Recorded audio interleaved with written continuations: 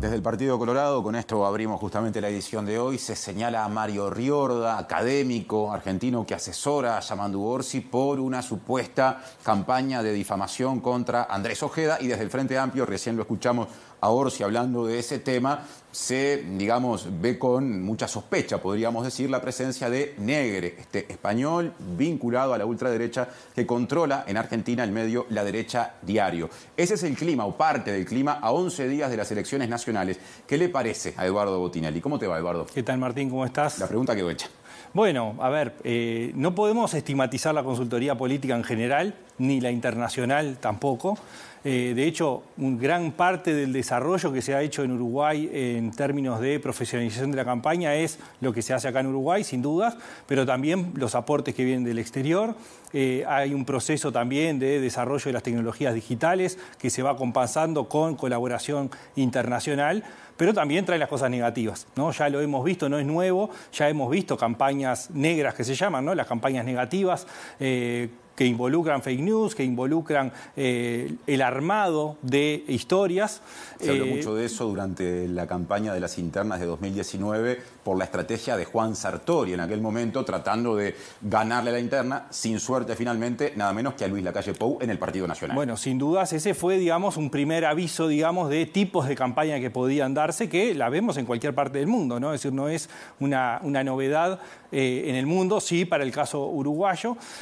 Acá lo que siempre queda en este tipo de campañas no es algo firme, siempre queda la duda. Eso es lo que parte de la estrategia, justamente, es que lo que queda es sembrada la duda. En un electorado va a quedar la idea de que efectivamente se trató de una campaña de ataque a Ojeda, y en otro lado va a quedar la idea de que Ojeda se victimiza.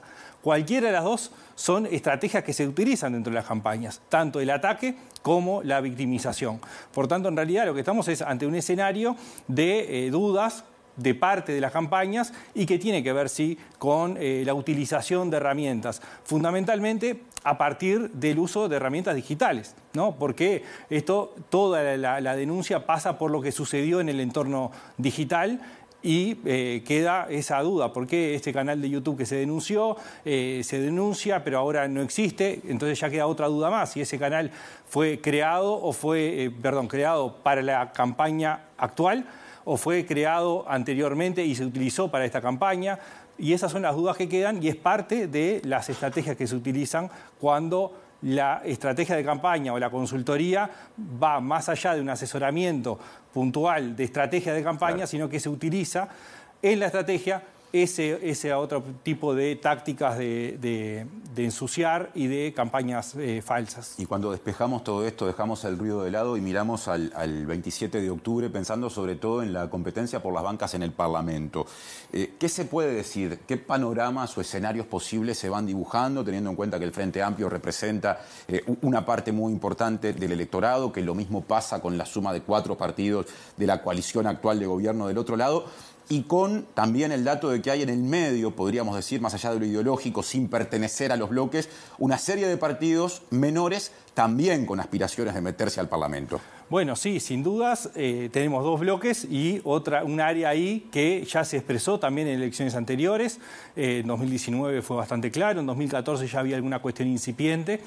Pero lo que tenemos justamente por esta fragmentación que ha habido es que nosotros veníamos de un esquema de 3, 4 partidos. En este Parlamento tenemos 7 partidos representados en el Parlamento. Es un récord eso. Ese es el primer récord, y estamos con una posibilidad, no quiere decir que pueda darse efectivamente, pero de superar. Hay varios partidos que están en la puerta de poder entrar al Parlamento, y eso complejiza más toda esta otra cuestión que estábamos hablando en cuanto a la representación parlamentaria. Los cálculos, digamos. Bueno, claro, porque los cálculos, lo que estamos viendo es que pequeños movimientos cuantitativos pueden producir grandes cambios cualitativos. Porque si entra un partido o no entra, de los que están disputando una banca muy cercana, bueno, eso tiene efecto sobre el resto, sobre los que sí ingresan y cómo se distribuyen. Y eso ya sucedió en el 2019 con el propio Salle, estuvo cerca de entrar. En el 2014 el Peri estuvo a punto de entrar. Por muy pocos votos en el total del electorado, muchos para ese partido, ¿no? 3.000, 4.000 votos en 25.000 o que necesitaba, o 20.000, es mucho proporcionalmente, pero en el total del electorado es una ínfima parte. Bien. Y esa ínfima parte puede hacer que un partido entre o no y cambiar la distribución parlamentaria. Entonces, el escenario que se va configurando es una primera incógnita en el Senado es, el Frente Amplio puede tener 14 o 15 senadores y la suma de los partidos de la coalición también disputando 14 o 15 bancas. La gran incógnita ahí es si entra o no el Partido Independiente y si entra o no el Partido Identidad Soberana de Gustavo Sacchi. En las últimas encuestas de Factum, esas dos fuerzas están orillando el 3%, que es el número mágico para el Senado. Es el número mágico que, con el margen de error de la encuesta, no sabemos a ciencia cierta si efectivamente lo puede estar capitalizando o no. De repente queda, y ese es otro punto, cuando hablamos de partidos que puedan ingresar o no a diputados por pocos votos, también puede suceder en el Senado partidos que estén a las puertas del Senado, que tengan representación parlamentaria en diputados y no ingresen al Senado. Entonces, de ahí depende mucho la distribución en el Senado y también en diputados. Y en diputados incluso es más complejo porque así como hay partidos que van a sumar votos sin alcanzar el Senado, de repente sí llegan a diputados. Pero también la distribución va a depender justamente de cuántos ingresen.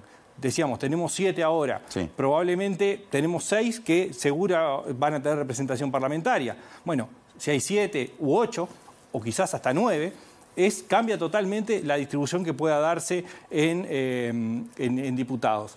Entonces, aparece un escenario bastante más probable y es que el Frente Amplio pueda alcanzar los 15 senadores, con lo cual disputaría con la posibilidad de alcanzar la mayoría en el Senado con el triunfo presidencial, con la candidatura a vicepresidente, siendo electa vicepresidente, y por lo tanto obtener una mayoría en el Senado, pero que no alcance las 50 bancas en la Cámara de Representantes. Claro. Ese aparece como un escenario bastante probable, que también podría darse para el caso de la coalición republicana. O sea, también podría darse que la coalición llegue a 15 senadores y no alcance los 50 diputados. Es complejo el escenario.